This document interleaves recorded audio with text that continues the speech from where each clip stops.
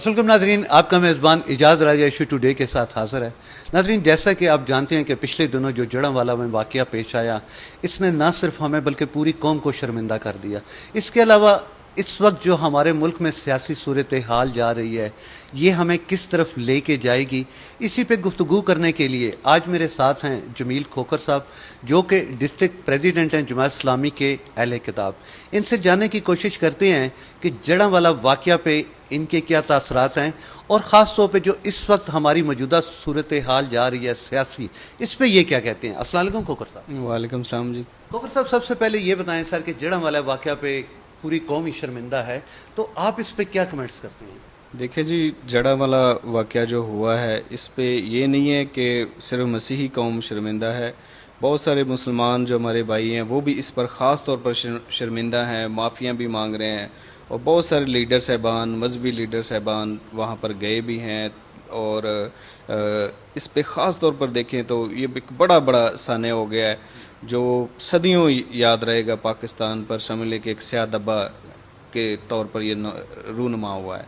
تو میں سمجھتا ہوں کہ یہ کبھی اس کا ازالہ مشکل ہے اگر ہو سکے تو، کیونکہ یہ ایسا واقعہ ہے کہ ایک بندے پہ الزام ہے کہ جی اس نے توہین کی ہے یا اس نے اپنے ہاتھوں سے کوئی ایسی تحریر لکھی ہے، تو اس کی بنیاد پر آپ سینکڑوں گھروں کو جلا دیں اور 21 سے زیادہ چرچوں کو جلا دیں، لوگوں کے گھروں میں لوٹ مار کریں۔ یہ ایک نیا سٹائل میں جو ہے وہ احتجاج ہوا ہے کہ اس میں لوگوں کے گھر بھی جلائے گئے ہیں، چرچ بھی جلائے گئے ہیں، اور لوگوں کے گھروں میں لوٹ مار بھی کی گئی ہے۔ تو ایسے واقعات جو ہوتے ہیں، یہ ان کے پیچھے بعد میں کوئی ایسی چیز نکلتی ہے کہ ایشو کوئی ہوتا ہے اور بعد میں جو سولی کسی اور کو چڑھا دیا جاتا ہے۔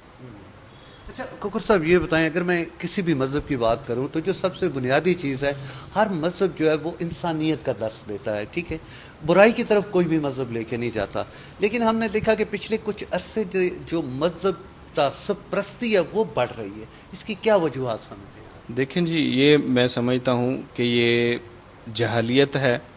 ہاں، ہماری جو آنے والی نسل ہے، ہم اس کو کوئی اچھا روڈ میپ نہیں دے پا رہے، نہ مذہبی لوگ، نہ سیاسی لوگ، نہ کوئی اور۔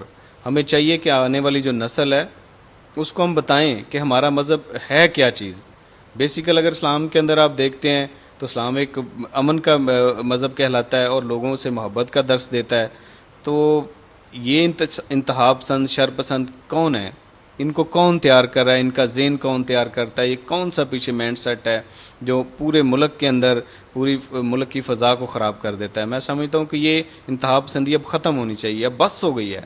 اس کے اگر آگے ہم جائیں گے تو اب دیکھیں نا، پوری پاکستان کی اگر ہسٹری دیکھ لیں تو کبھی ایسا نہیں ہوا کہ اتنے چرچ جلائے گئے ہوں، اتنی بستیاں جلائی گئی ہوں، اتنے گھروں کو لوٹا گیا ہو۔ تو یہ اب کوئی نہ کوئی سزا ہونی چاہیے۔ اب بالکل ٹھیک کہا آپ نے، اگر پنشمنٹ ہو، ایسی سزا دی جائیں تو میرے خیال میں یہ ان واقعات کی روک تھام ہو سکتی ہے۔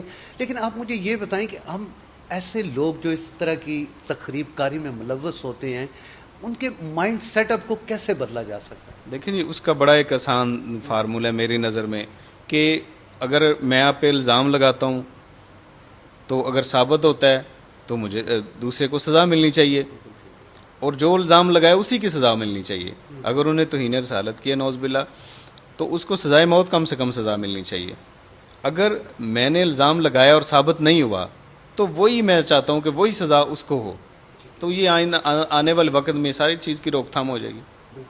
یہی حل ہے کہ آپ جو الزام لگاتا ہے، اگر اس کو کہیں گے اگر ثابت نہ ہوا تو یہ سزا تمہیں ہوگی، تو اگلی دفعہ کوئی الزام نہیں لگائے گا، جو سچا واقعہ ہوگا وہی ہوگا۔ بالکل ٹھیک۔ چلیں، آپ نے ابھی تعصب پرستی کی بھی بات کی، تشدد پسندی کی بات کی، تو اگر ہم سیاست، چونکہ آپ کا سیاست سے بھی تعلق ہے، تو سیاسی حالات دیکھیں تو اس میں بھی ہماری سیاست میں بدتمیزی، تشدد پسندی بہت آ گئی ہے، کیا کہتے ہیں؟ دیکھیں، یہ ایک نیا کلچر سیاست میں آیا ہے۔ سیاست کا نام یہ نہیں ہے کہ کسی کو گالیاں دیں، کسی کی پگڑیاں اچھالیں، تو یہ غلط طرف پاکستان کی سیاست چل پڑی ہے۔ یہ سیاست پاکستان کو نقصان دے گی، فائدہ نہیں دے گی۔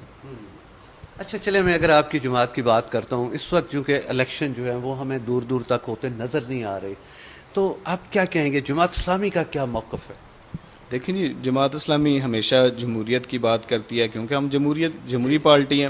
پاکستان میں آپ جتنی پارٹیاں دیکھ لیں ان کے اندر کیا صورتحال ہے، وہی جگیردارانہ سسٹم، باپ کے بعد بیٹا، بیٹے کے بعد پوتا، پوتے کے بعد. یہ وراثتی سیاست ہے. واحد جماعت اسلامی پاکستان کے اندر ہے جس میں کوئی وراثتی سیاست نہیں ہے. جو بھی آئے گا ووٹ کی طاقت سے آتا ہے. اور جماعت نے جتنی بار بھی حکومتوں میں شامل رہے ہیں، کے پی میں ہم 2 دفعہ رہے ہیں، تو وہاں ہمارے اوپر جماعت اسلامی کے اوپر 1 روپے کی بھی کرپشن ثابت نہیں ہو سکی.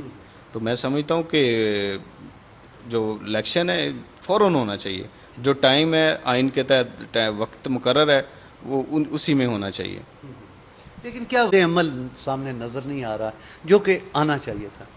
دیکھیں، جماعت اسلامی نے پہلے دن سے اعلان کیا ہے، ہم نے احتجاج بھی کیے ہیں، ہم نے دھرنے بھی دیے ہیں کہ جو آئین کے اندر وقت مقرر ہے اسی ٹائم پہ الیکشن ہونا چاہیے.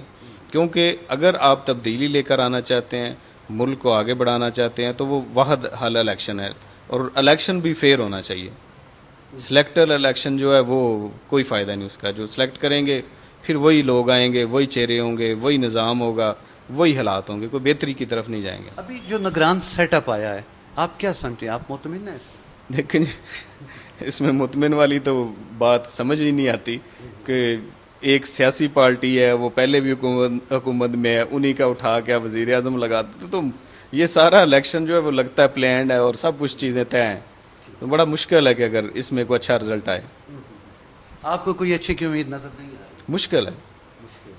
اچھا مجھے یہ بتائیں کہ آنے والے الیکشن میں کیا جماعت اسلامی کسی جماعت سے مل کے بھی الیکشن لڑ سکتی ہے؟ دیکھیں، جماعت کی جو مرکزی شورا ہے اس نے فیصلہ کر دیا ہے کہ ہم آزاد الیکشن لڑیں گے، خود اپنے نشان پہ، ترازو کے نشان پہ الیکشن لڑیں گے. ہاں، اگر لوکل سطح پہ کسی کے ساتھ مقامی سطح پر اگر کوئی جماعت کے ذمہ داران سمجھتا ہے تو ہو سکتا ہے اتحاد، ورنہ ہم اپنے الیکشن جو ہے آنے والا الیکشن اس کو ترازو کے نشان پہ لڑیں گے. یہ جو پی ڈی ایم کی 16 ماہ کی حکومت رہی کس نظر سے دیکھ رہے ہیں؟ دیکھیں، اس میں بھی آپ سمجھدار ہیں کہ یہ کیسی حکومت تھی. ایک اس میں جو پہلے لوگوں نے کیا ہے اس سے بڑھ کر ہی انہوں نے کیا ہے. اس سے کوئی اچھی امید پہلے بھی نہیں تھی. جو صورتحال تھی دیکھیں، اب انہوں نے جو مین فائدہ تو انہوں نے کیس ہیں ان کے، دیکھیں وہ سارے بری ہو گئے ہیں. تو جو مقصد تھا ان کا پورا ہو گیا. باقی عوام کا جو انہوں نے کباڑا کرنا تھا، عوام تو آپ کو صورتحال یہی ہے کہ اب خودکشیوں کی طرف ہی جائیں گے لوگ. چلیں، آپ نے خود ہی ذکر چھیڑ دیا کہ واقعی مہنگائی اس قدر ہو چکی ہے کہ عوام کے لیے 2 وقت کے کیا 1 وقت کا کھانا بھی کھانا مشکل ہو گیا ہے. تو آپ کیا سمجھتے ہیں اس صورتحال سے ہم کیسے نکل سکتے ہیں؟ اس میں دیکھیں جی، ساری دنیا جانتی ہے کہ ہم اس سے کیسے نکل سکتے ہیں. ہم نے ایک خوشحال پاکستان کے نام سے جو ہے مہم بھی چلائی ہوئی ہے. جماعت چاہتی ہے کہ اب فیئر الیکشن ہو. جب آپ کا الیکشن فیئر ہوگا، ملک کے اندر میرے ووٹ کا مجھے پتا ہوگا یہ میں نے ووٹ دیا ہے اگر ترازو کو تو یہ ترازو کو گیا ہے، اور اگر ووٹ میں نے ترازو کو دیا وہ نکلے جا کے جناب شیر پہ، تو جب میرے خیال میں تو یہ اس طرح نہیں نظام بہتر ہوگا. اگر آپ چاہتے ہیں، انتظامیہ چاہتی ہے، اپنا اسٹیبلشمنٹ چاہتی ہے کہ ہم ملک کو اس لیول پہ لے کے جائیں کہ یہ ترقی کی طرف لوٹے اور پاکستان کا دنیا میں ایک نام ہو، تو فیئر الیکشن ہے. اس کے بغیر ممکن نہیں ہے کہ ہم چیزیں آگے بڑھا پائیں.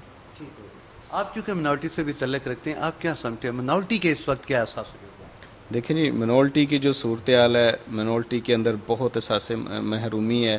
کیونکہ ایک تو ہم پہلے بھی ہمارا ایک مطالبہ رہا ہے کہ ووٹ کی طاقت سے کسی نمائندے کو بھی آنا چاہیے. تو ہمارا اس میں یہی ہمیشہ ایشو رہا ہے جو ایز اے مسیح کہ ہمیں دورے ووٹ کا حق ہونا چاہیے، تاکہ ہم دورے ووٹ سے اپنا نمائندہ بھی منتخب کریں اور جس علاقے میں ہم رہتے ہیں وہ بھی نمائندے کو منتخب کریں. عوام کو کیا کہیں گے؟ عوام کو میں یہی مشورہ دوں گا کہ عوام دیکھیں، چوروں کو آپ نے دیکھ لیا ہے، ڈاکوؤں کو آپ نے دیکھ لیا ہے، سرمایہ داروں کو آپ نے دیکھ لیا ہے. اب ایسے لوگوں کو منتخب کریں جو آپ کے سامنے آپ کے درمیان رہتے ہوں، وہ کوئی پروٹوکول میں نہ رہتے ہوں. امیر جماعت کو دیکھ رہے ہیں سراج الحق صاحب کو کہ وہ ایک کرائے کے مکان میں رہتے تھے اور اس فیملی سے وہ نیچے لیول سے اوپر آئے ہیں. ان کو ساری چیزوں کا احساس ہے. 2 دفعہ وہ اپنا منسٹر رہے ہیں کے پی کے. 1 روپے کی کرپشن نہیں ہے، 1 دھیلے کی کرپشن نہیں ہے. ایسے لوگوں کو لے کر آئیں جو ملک کے لیے، قوم کے لیے اور پوری دنیا کے لیے پاکستان کا نام روشن کر سکیں. کوکر صاحب کیا وجہ ہے کہ جو ہماری پیچھے طاقتیں ہیں وہ ایسے لوگوں کو کیوں نہیں آگے آنے دیتی؟ دیکھیں جی، آپ نے وہ ساری بات خود ہی کہہ دیا ہے کہ جی کیوں نہیں آنے دیتی. دیکھیں، اگر ہماری حکومت آتی ہے تو ظاہر کرپشن نہیں ہوگی. ہم تو لوٹ مٹ کے خلاف ہیں، چوری کے خلاف ہیں، کرپشن کے خلاف ہیں. دیکھیں، ہم نے تو پہلے بھی جب پاناما کا معاملہ آیا تو ہم تو سب سے پہلے گئے تھے سپریم کورٹ میں. تو دیکھ لیں، ایک بندے کا کیس چلا ہے، باقی سارے لوگ ابھی بیٹھے ہوئے ہیں اسی طرح. تو اگر انصاف نہیں ہے، چیزیں نہیں ہوں گی تو پھر یہ نظام نہیں چلے گا. اس وقت جو حکمران بیٹھے ہیں کیا پیسے کیا؟ حکمرانوں کو خود خیال ہونا چاہیے کہ آپ نے بڑا لوٹ لیا اس ملک کو. اس ملک کو آپ نے اس جگہ پہ پہنچا دیا ہے کہ جہاں ہم ڈیفالٹ کی تلوار ہمارے اوپر لٹک رہی ہے. دنیا ہم سے منہ موڑ چکی ہے. ہم نہ پاکستان کو امن دے سکے ہیں، نہ پاکستان کو سٹیبل کر پا رہے ہیں، نہ پاکستان کی بہتری کے لیے کوئی کام کریں، نہ پاکستان کی بہتری کی کوئی ایسی ہم نے پالیسی بنائی ہے کہ جو پالیسی ہم کہہ سکیں گے جی یہ 5 سال بعد، ہم 10 سال بعد اس مقام پر پہنچیں گے. تو یہ کوئی پالیسی نہیں ہے ہم بنا پا رہے. صرف اپنے کیس بچاتے ہیں، اپنی دولت کو آگے پیچھے کرتے ہیں، اپنے بچوں کو آگے کر رہے ہیں تاکہ اس ملک کو ہم نے لوٹنا ہے. کس طرح لوٹنا ہے. بہت شکریہ. تھینک یو جی، شکریہ. جی آصف صاحب، کیا کہیں گے جڑاں والا واقعہ پہ؟ جی، جڑاں والا واقعہ آپ کے سامنے ہے. جتنی بھی اس کی مذمت کی جائے کم ہے. 7 سے زیادہ بستیاں، 21 سے زیادہ چرچز کو آگ لگا دینا، اور ابھی گناہ گار اور گناہ کا تعین ہونا باقی ہو، تو یہ بہت بڑی زیادتی ہے کہ گناہ کا اور گناہ گار کا تعین نہیں ہوا اور اتنی زیادہ آبادی کو، اتنی زیادہ کرسچن کمیونٹی کو سزا دے دی گئی کہ بے گناہ لوگوں کو ان کے گھر جلائے گئے، چرچز کو جلا دیا گیا. اس سے بڑا سانحہ ابھی تک پاکستان میں منورٹیز کے ساتھ نہیں پیش آیا تھا، جو کہ ابھی اس دورے اقتدار میں آ گیا ہے. اور پنجاب اس کی ذات میں بہت زیادہ، ہم اس کی زیادہ جتنی بھی زیادہ مذمت کریں، گوجرا، یوحنا آباد، شانتی نگر، بڑی پڑی ہے لسٹ پنجاب میں ان واقعات سے.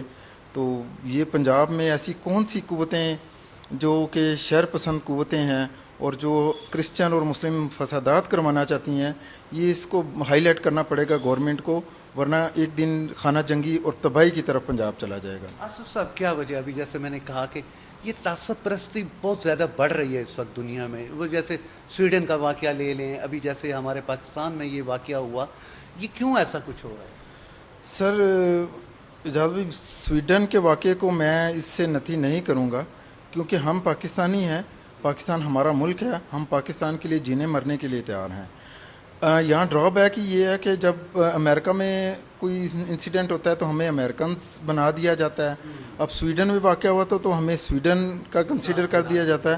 ہمیں ان لوگوں کے ساتھ نفی مت کریں. ہم پاکستانی ہیں، ہمارے آباء و اجداد نے پاکستان کے لیے قربانیاں دی ہیں، اور ہماری کرسچن کمیونٹی کی وجہ سے پنجاب پاکستان کے ساتھ جڑا اور پاکستان معرض وجود میں آیا.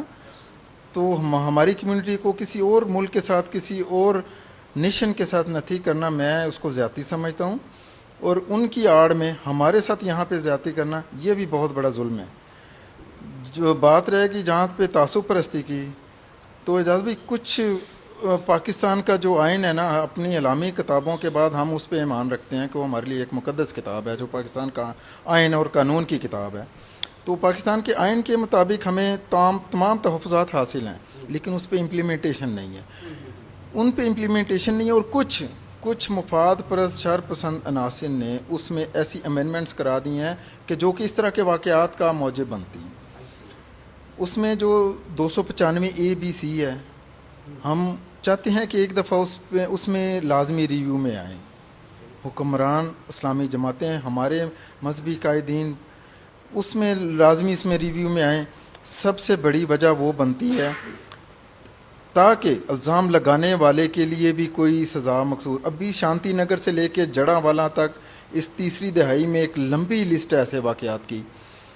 کسی ایک بندے کا نہ گناہ ثابت ہوا ہے آج تک ان واقعات میں، اور نہ کوئی بندہ آج تک ثابت کر سکا ہے کہ یہ 295 جس بندے نے کی تھی اور یہ اس میں جرم دار ہے.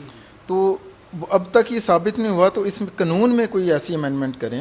ہم نہیں کہتے کہ چلیں قانون ختم ہونا چاہیے، लेकिन इस कानून में इतनी अमेंडमेंट होनी चाहिए कि जो बंदा इल्ज़ाम लगाने वाला है उसके लिए भी वही सज़ा मखसूस होनी चाहिए कि जो वो इल्ज़ाम जुर्म करने वाले पे हो, ताकि एप्लीकेशन और इल्ज़ाम लगाने वाले को पता हो कि कल मेरे से भी पूछा जाएगा। वो एप्लीकेशन दे के एक इल्ज़ाम लगा के एक अनाउंसमेंट मस्जिद में करके बरी ज़िम्मा हो जाता है और अवाम उसमें हमारी जो है ना वो पिसती है और उसका फेस करती है। क्या कहेंगे चीफ जस्टिस और वज़ीर-ए-आज़म पाकिस्तान को चैनल पे प्रोसेस? मैं आपके चैनल से तवज्जुह से अभी जो डेवलपमेंट अब हुई है उसमें मैं वज़ीर-ए-आज़म को और चीफ मिनिस्टर को अप्रिशिएट करूंगा। नायब जो हमारे सेकंड चीफ जस्टिस हैं वो तो वहाँ पे शांति नगर गए हैं, लेकिन चीफ जस्टिस साहब को भी मैं कहूँगा कि वहाँ पे जाना चाहिए और हमारे लोगों की दाद रसी करनी चाहिए और उनके ज़ख्मों पे मरहम रखना चाहिए। उनके जाने से वहाँ पे हम लोगों को ना बहुत ज़्यादा तसल्ली आ जाएगी कि कानून हमारे पास, जो कानून के पासदार हैं वो हमारे साथ हैं। तो ये एक बड़ी अच्छी डेवलपमेंट होगी कि चीफ जस्टिस साहब भी खुद जाएंगे वहाँ पे। उनकी अनाउंसमेंट्स अच्छी हैं, लेकिन ये वाक़या जब हुआ तो उस वक़्त की हम इंतज़ामिया और सिक्योरिटी से मुतमिन नहीं हैं एजाज़ भाई। उनकी जो नेग्लिजेंसी और उनके देर करने की वजह से ये सारा वाक़या वजूद में आया। 4 घंटे का टाइम बहुत टाइम था, उसमें इंतज़ामिया, पुलिस और अदारे मिल के अगर उसको कंट्रोल करने की कोशिश करते तो इतना बड़ा सानहा पेश ना आता। जी थैंक यू। मुंडा लाहौरी आया मंगण हक तेरा। वैसे लड़का करता क्या है? आंटी जी करना क्या है, जमीनें जो है इतनी ज्यादा। इतनी ज्यादा? ना जी, इतनी ज्यादा। अम्मी जी लगा लिया ना दाग ज्यादा। ज्यादा दागों के लिए मेरा 10 वाला बोनस। बोनस? जी, 10 रुपए में सबसे ज्यादा पाउडर। बनाए झाग ज्यादा, निकाले दाग ज्यादा। खुश रखेगा इसे। कितना ज्यादा? सबसे ज्यादा। वाह, क्या बात है बोनस की।